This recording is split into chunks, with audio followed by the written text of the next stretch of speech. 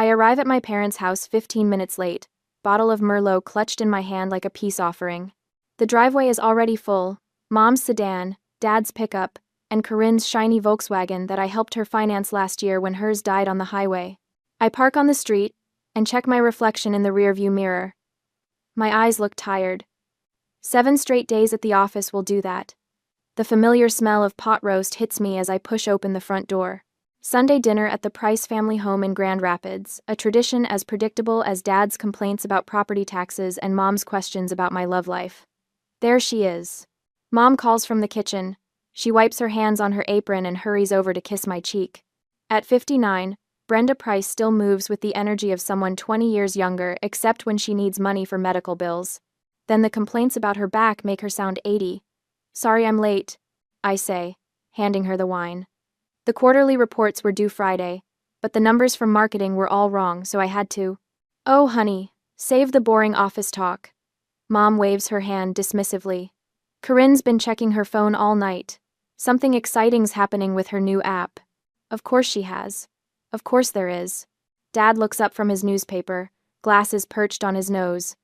Jeanette, did you hear about that new development they're building downtown? Property values are going to tank. Hi to you too, Dad. I kiss the top of his head, his gray hair thinning in the same pattern as mine will someday. The dining room table is already set the good china, not the everyday plates. A Sunday dinner special occasion? Mom normally saves these for Christmas and Easter. Corinne bounces in from the living room, phone clutched in her hand. At 26, my sister still has the exuberance of a teenager, a quality our parents have always found charming rather than exhausting. Jeanette! She hugs me with one arm, her attention clearly divided between me and whatever notification just lit up her screen. You will not believe what's happening with my app. The investors are. Dinner's ready. Mom interrupts, carrying in the pot roast like she's presenting the crown jewels. Arthur, put that paper down. Corinne, phone's away at the table, you know the rules. Dad folds his newspaper precisely, the same way he's done it for the 30 years I can remember. Corinne shoots one last glance at her screen before tucking it into her pocket, her fingers twitching as if physically pained by the separation. We settle into our usual seats. Dad at the head, Mom at the foot, Corinne and I facing each other across the middle. The familiarity of it almost soothes me. Almost. How's work, Jeanette? Dad asks, passing the mashed potatoes. Before I can answer, Corinne's phone vibrates loudly against her leg. She pulls it out, gasps at the screen, then looks up apologetically. Sorry, but it's Trevor from the incubator. I have to take this. She's up and out of the room before anyone can object. Mom beams after her. That girl is going places. Her new wellness app is getting so much attention from those Silicon Valley people. Just like her last 3 apps. I think but don't say. Instead, I take a large sip of wine. The quarterly reports look good, I offer, returning to Dad's question.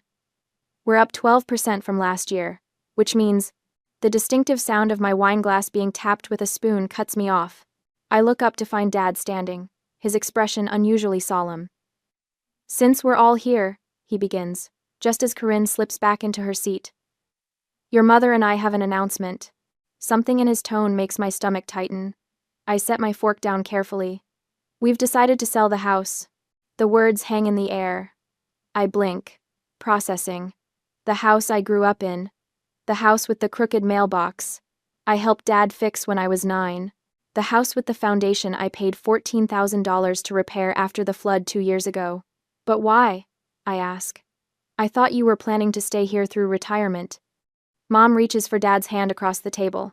We were, but plans change. She smiles, but it doesn't reach her eyes. And we've decided to give all the equity to Corinne. My wine glass freezes halfway to my lips. All of it? The question comes out smaller than I intended. It's about $200,000 after the mortgage, Dad says, nodding proudly at my sister.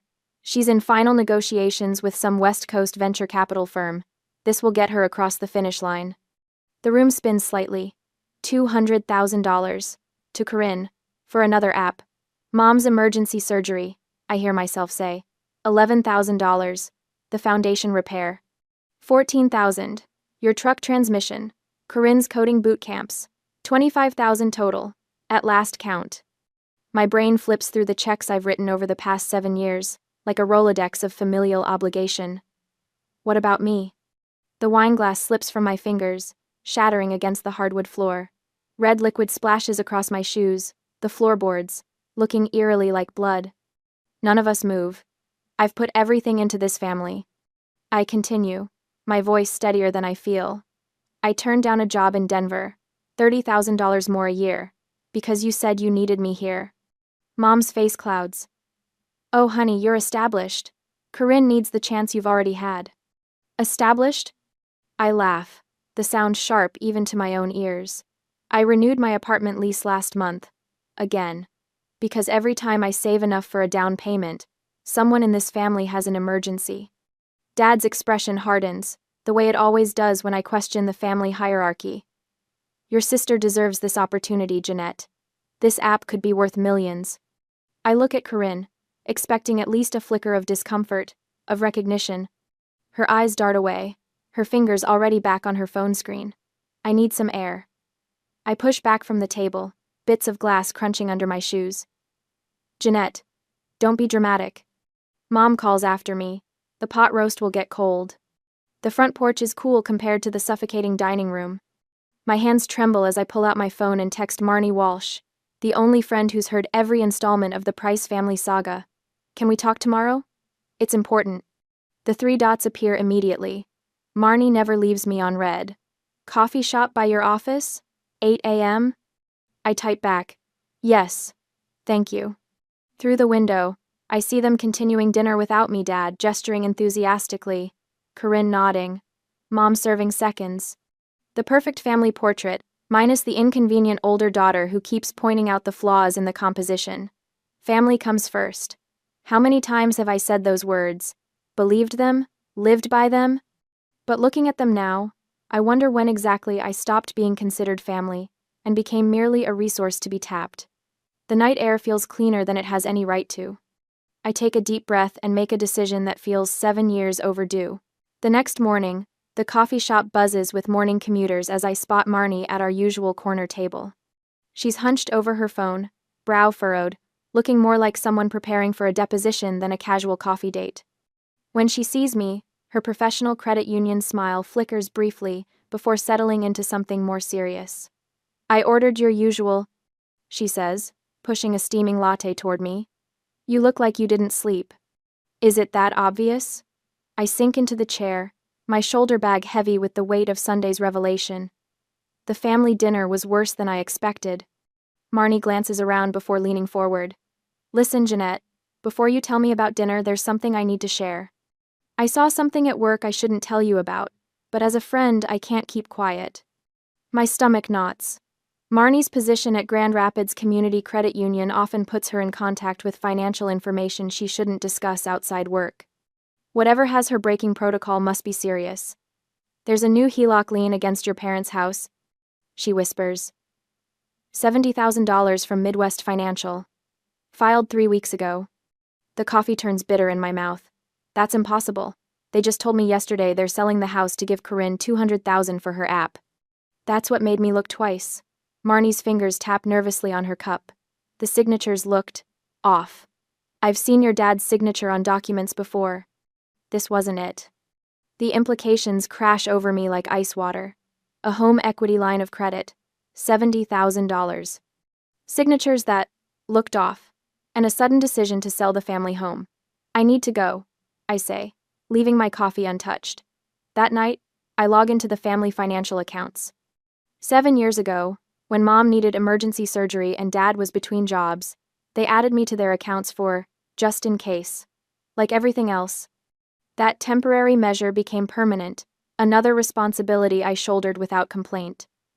My screen illuminates the darkened apartment as I pull up Dad's credit report. There it is, a new HELOC from Midwest Financial. $70,000. Opened 22 days ago. Fully drawn.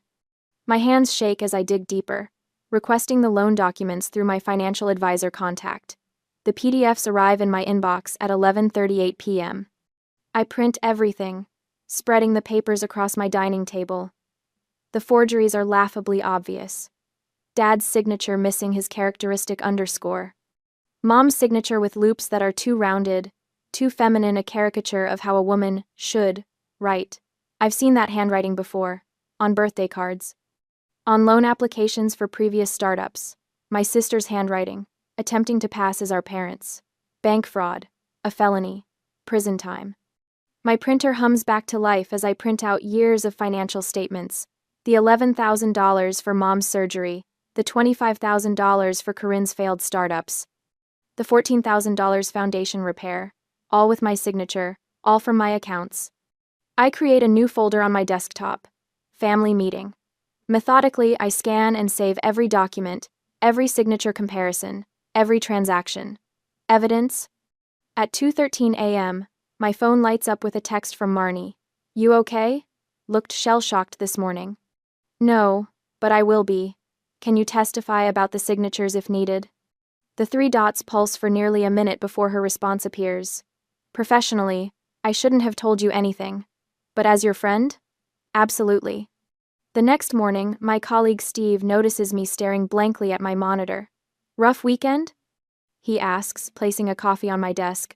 You know I can cover for you if you need a personal day. Thanks. I manage. Might take you up on that soon. At lunch, I call my college roommate in Denver. Still have that position open at your firm? I ask without preamble. Jeanette? Yeah, they're still looking. You finally ready to escape the family vortex? I don't answer directly. Not yet. That evening, my financial advisor confirms what I already know. These signatures aren't legitimate, he says over the phone. If you're asking professionally, I'd advise the account holder to report this immediately. And if I'm asking as a friend? He pauses. Then I'd say whoever did this is counting on family loyalty to avoid consequences. Alone in my apartment, I spread the evidence across my coffee table. 7 years of statements, thousands of dollars flowing one direction from me to them. The realization settles over me like concrete. My sacrifice wasn't appreciated. It was expected. My phone sits heavy in my hand, the bank's fraud department number pulled up on the screen. One call. That's all it would take to start an investigation. But families deserve one chance to make things right. Even families like mine. This isn't about money, I whisper to the empty room. It's about respect. I text all of them. Emergency family meeting, tomorrow night, 7 p.m., non-negotiable. When I arrive the next evening, they're already seated around the dining room table, the same table where Sunday's bombshell dropped. Dad looks irritated. Mom worried. Corinne distracted by her phone. None of them notice the folder tucked under my arm.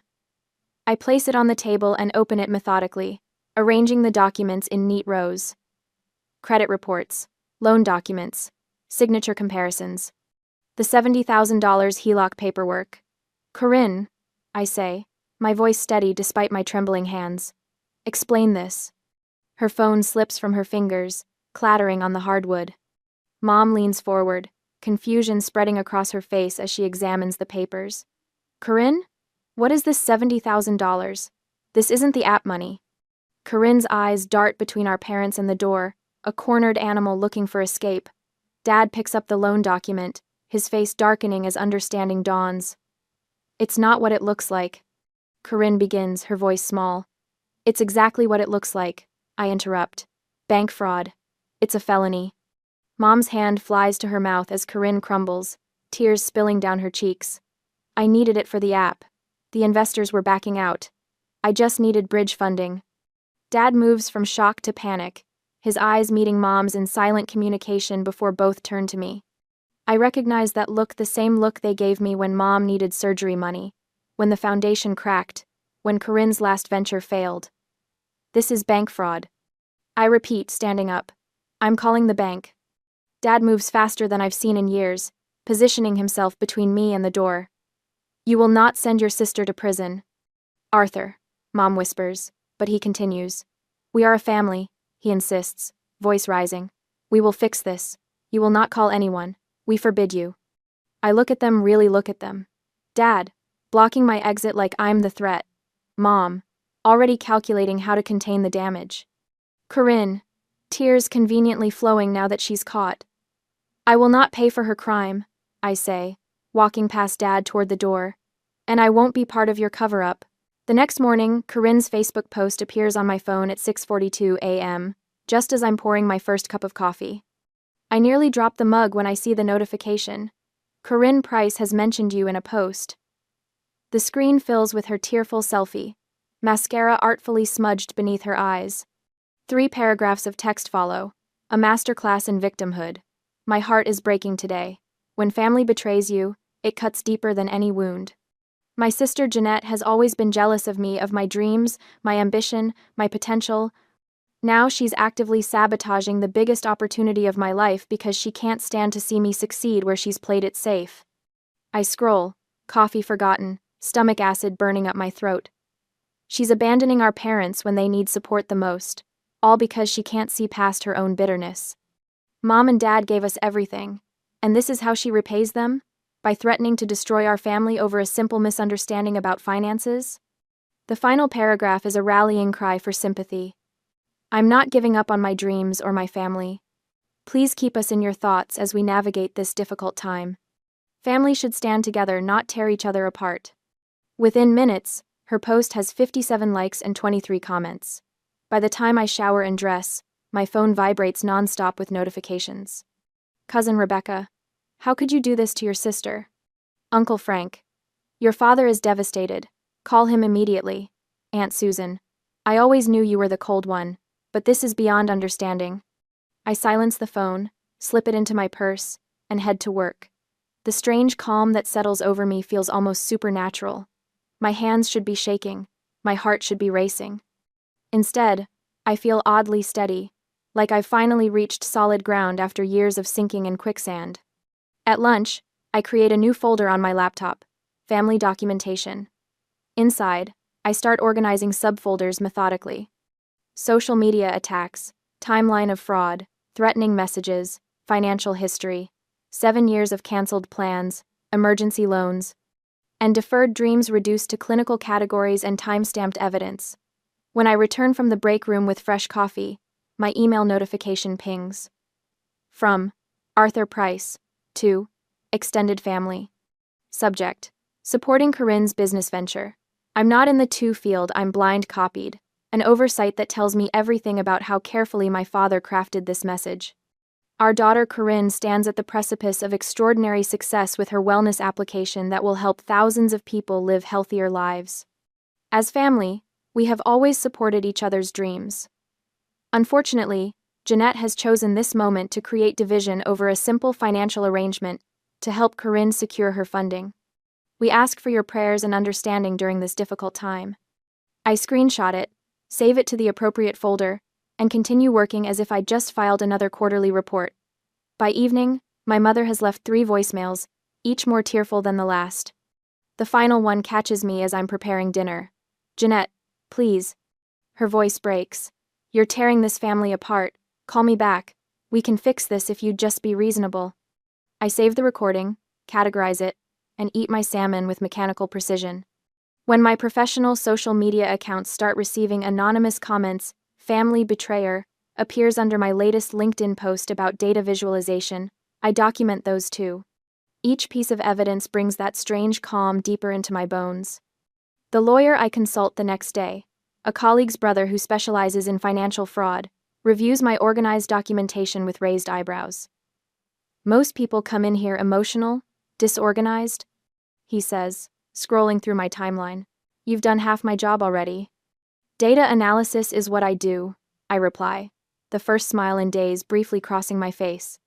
The recording of your father's threat about preventing you from reporting the crime that's particularly valuable, he notes, tapping the screen. Have you considered a restraining order? Not yet, but I'm keeping my options open.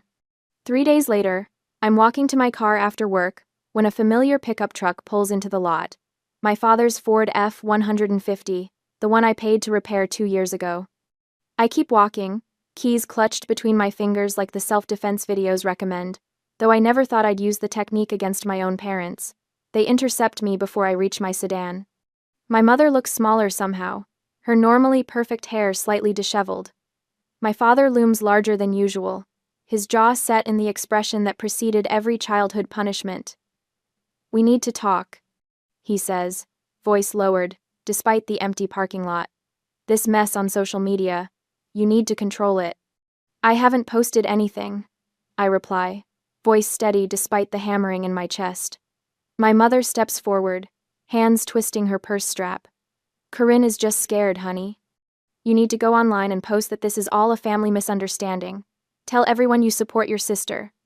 The request is so absurd I almost laugh. You're asking me to lie for her? After she publicly accused me of being a family betrayer? It's to protect the family, my mother pleads, reaching for my arm. I step back. Please, Jeanette. I will not lie to cover up her fraud. The words come out clear and firm, like they belong to someone stronger than I've ever been. My father steps closer, his bulk blocking the setting sun. If you don't stop this investigation and fix the public damage, you're no longer our daughter. The threat hangs in the air between us. I glance up at the security camera mounted above the employee entrance, its red light blinking steadily. Another piece of evidence for my growing collection.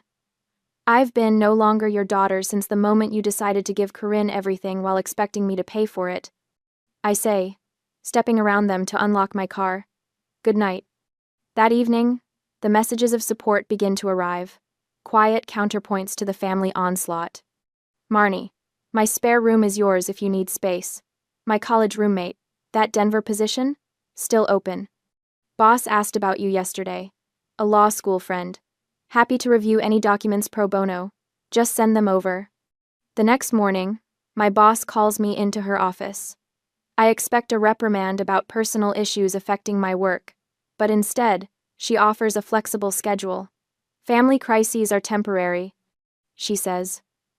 Your talent isn't. We'll work around whatever you need right now. When the bank's formal inquiry arrives by certified mail 3 days later, I stare at the envelope for a full 5 minutes before opening it. The HELOC lender requests a written statement regarding potentially fraudulent signatures. I draft my response that night, attaching copies of the evidence I've collected. My hand hovers over the send button for only a moment before clicking.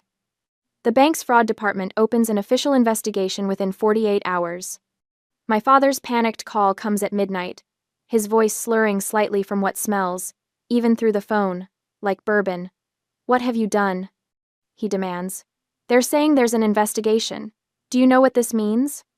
I don't answer, just document the call's time and content. Corinne arrives at my apartment the next evening, uninvited. Her eyes are genuinely red-rimmed this time, not the careful cosmetic smudging from her Facebook photo. Please, Jeanette, she whispers, standing in my doorway. I'll lose everything if this goes through. I look at my sister, really look at her for what feels like the first time in years. Her expensive highlights, the designer purse I know she can't afford, the entitled expectation in her eyes that has been there since childhood. You chose this when you forged their signatures, I say quietly, and close the door. The next morning, I file a formal police report about the forgery. I make certified copies of all evidence for the authorities. I email my landlord about not renewing my lease. I call the Denver office and schedule a preliminary interview. My financial planner helps me separate all remaining family accounts, his eyes widening at each entanglement we unravel. It's like financial quicksand, he mutters. One wrong step and you'd never get free. I know, I reply. That's why I'm leaving Grand Rapids behind. At that night, the text arrives as I'm checking and listing the first bunch of books. Annual Neighborhood BBQ this Saturday, hosted by Arthur and Brenda Price, 4 p.m. I stare at the group message. 3 little dots appear as neighbors begin responding. Can't wait. We'll bring the potato salad. Looking forward to it. My finger hovers over the screen. Accept or decline. The weight of 29 years of family history presses against my chest. The magnitude of what I'm about to do publicly face them all sinks into my bones. One last family appearance. I whisper to the empty apartment. I press accept and watch as the notification confirms my response. Within seconds, Mrs. Henderson from across the street replies directly to me. So happy you'll be there, Jeanette.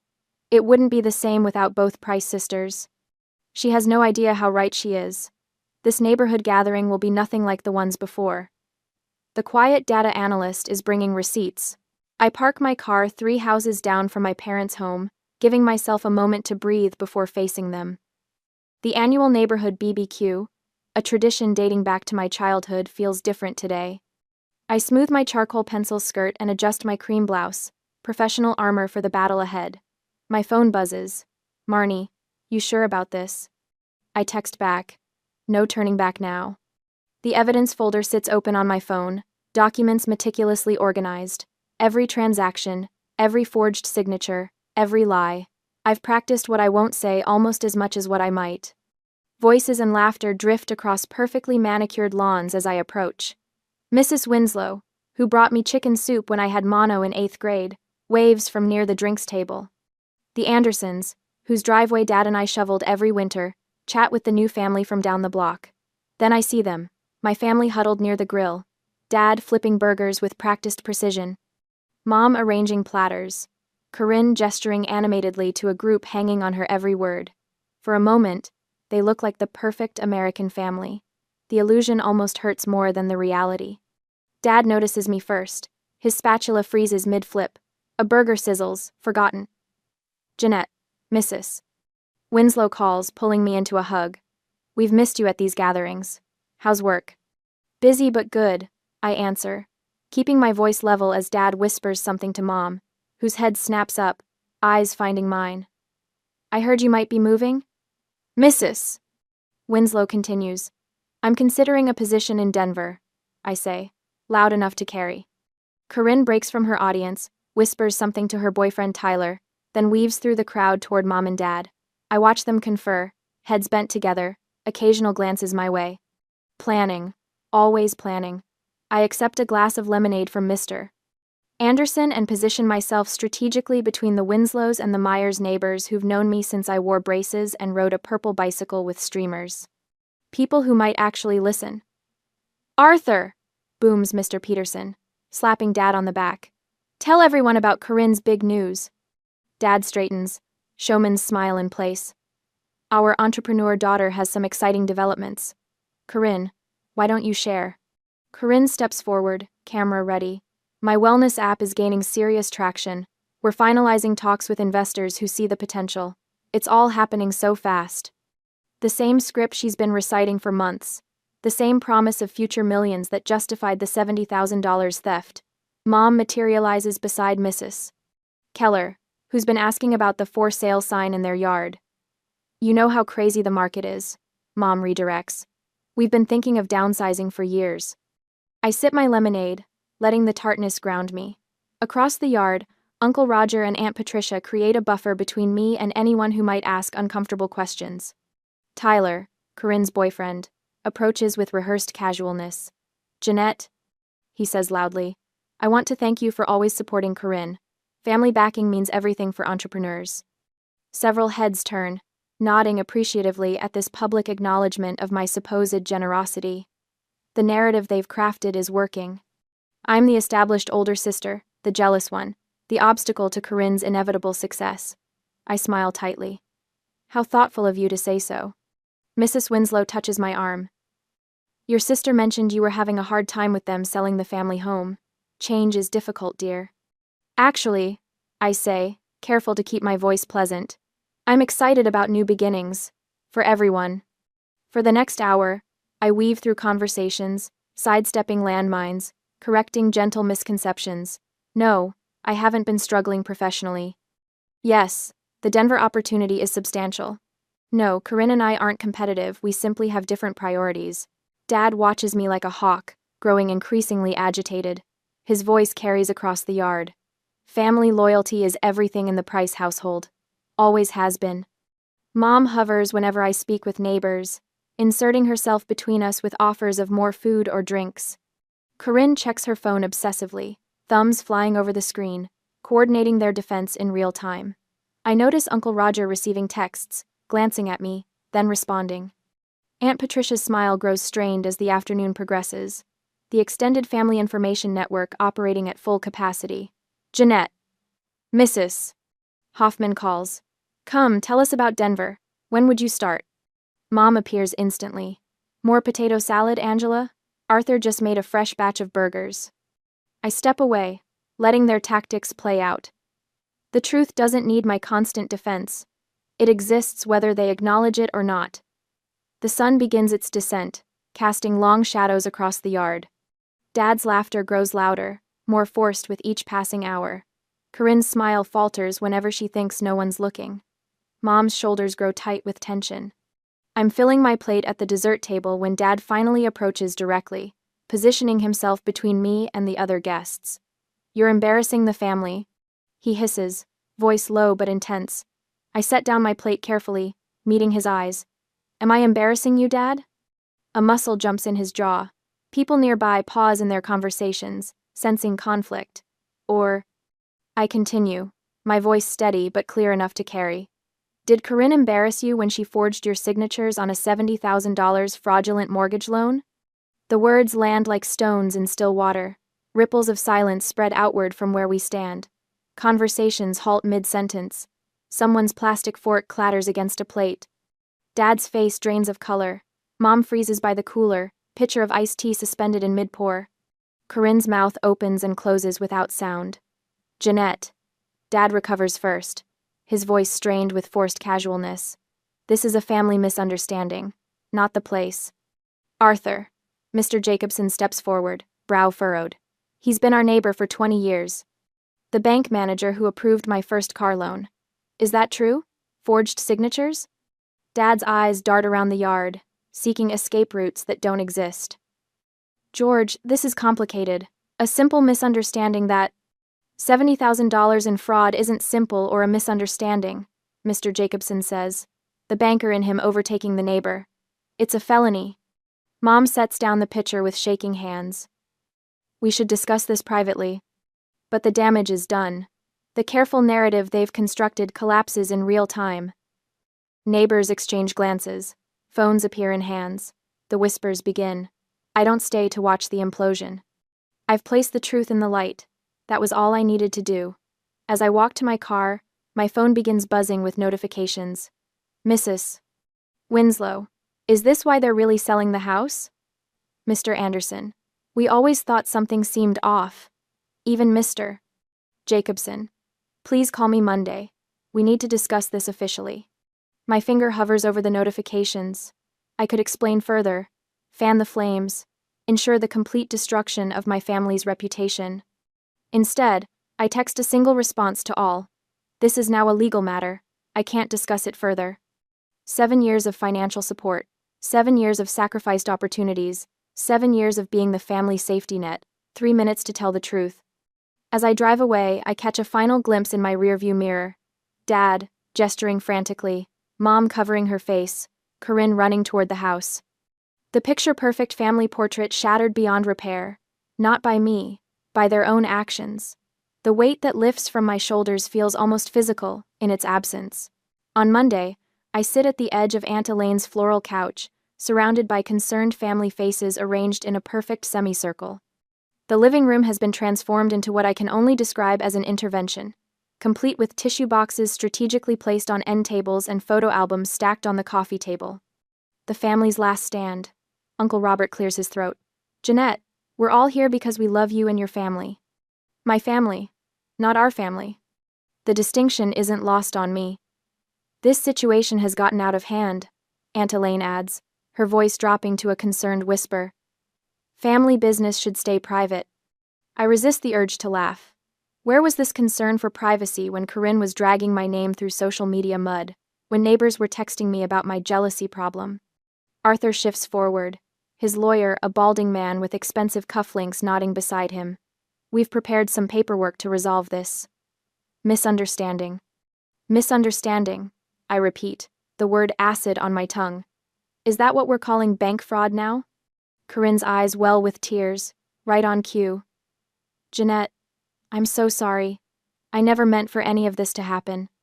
No admission of forging signatures, no acknowledgement of stealing $70,000, just a vague apology constructed to make me look unreasonable if I don't immediately forgive and forget. The lawyer slides a document across the coffee table. "This is a simple family settlement. You cover the HELOC temporarily?" "Temporarily?" I interrupt.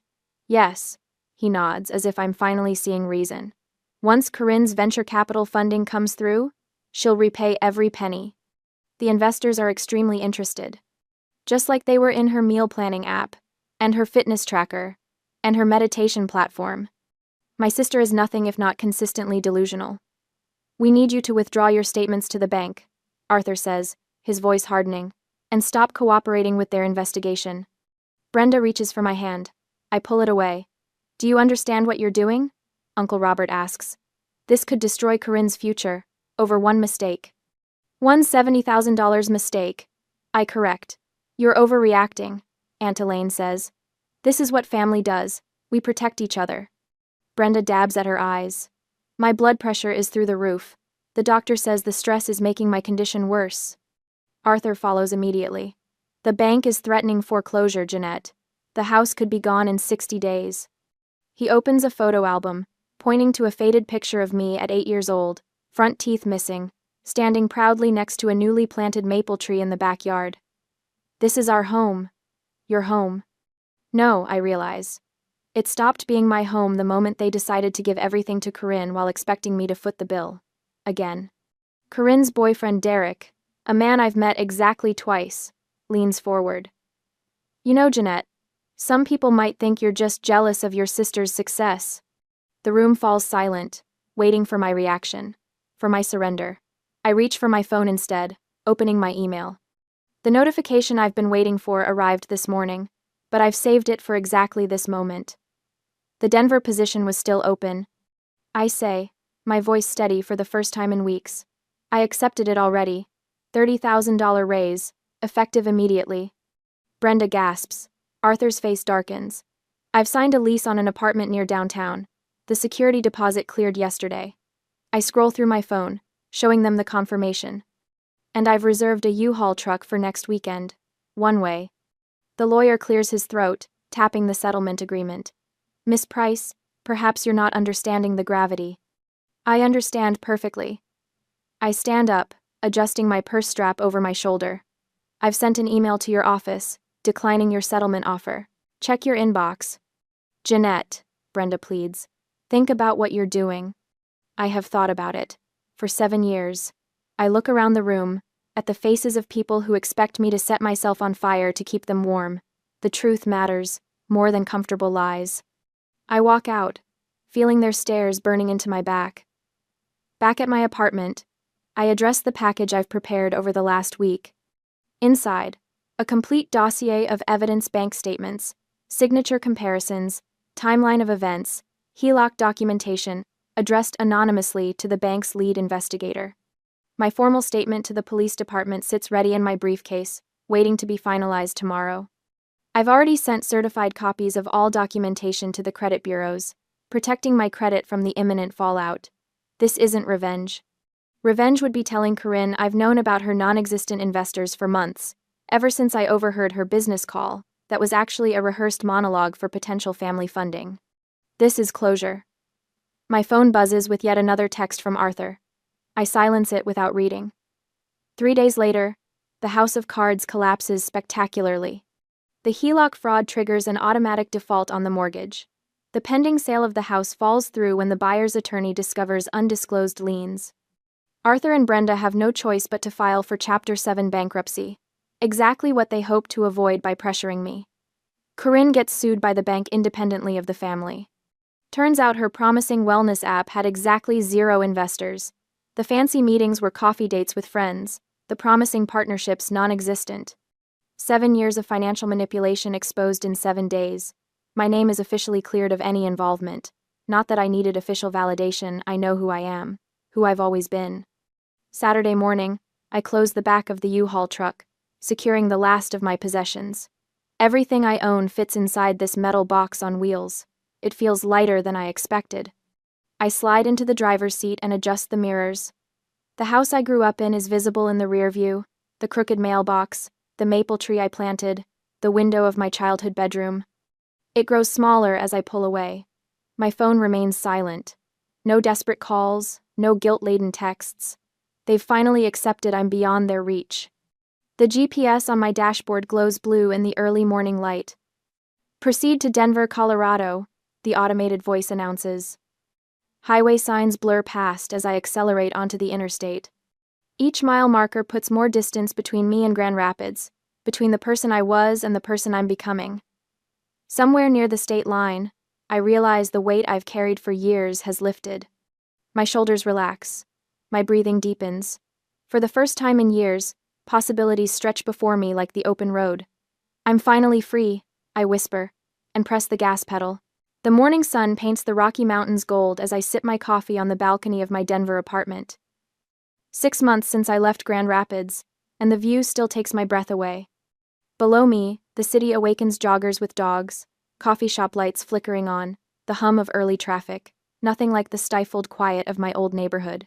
My phone pings with an email notification. I tap it open, a smile spreading across my face. Performance bonus approved. After just 6 months, the data analytics firm values my work enough for an additional $5,000. I've already earmarked it for my retirement account, something I never had the luxury to consider before. Back inside, my workspace sits in the corner by the floor-to-ceiling windows. Dual monitors, ergonomic chair, a potted succulent thriving in the sun, no more hunching over a kitchen table with stacks of bills, mine and my family's, surrounding me. On my bookshelf, photos tell the story of my new life. Weekend hiking trips with my adventure group. A company dinner where I received recognition for streamlining our client reporting system. Marnie's visit last month, her eyes wide with surprise when she saw how I'd transformed. "I hardly recognize you," she'd said. "You walk differently, like the weight of the world isn't on your shoulders anymore." My calendar hangs beside the photos, marked with plans that revolve around my interests. Not family emergencies, a photography workshop next weekend, dinner with colleagues tonight, a museum exhibition on Sunday. The phone rings, interrupting my morning routine. Aunt Susan, my mother's sister. My shoulders tense briefly before I remind myself. I'm 3 states away. "I can always hang up. Jeanette, honey." Her voice carries that familiar blend of forced cheerfulness and underlying tension. "Hope I'm not calling too early." "Morning, Aunt Susan. What's up?"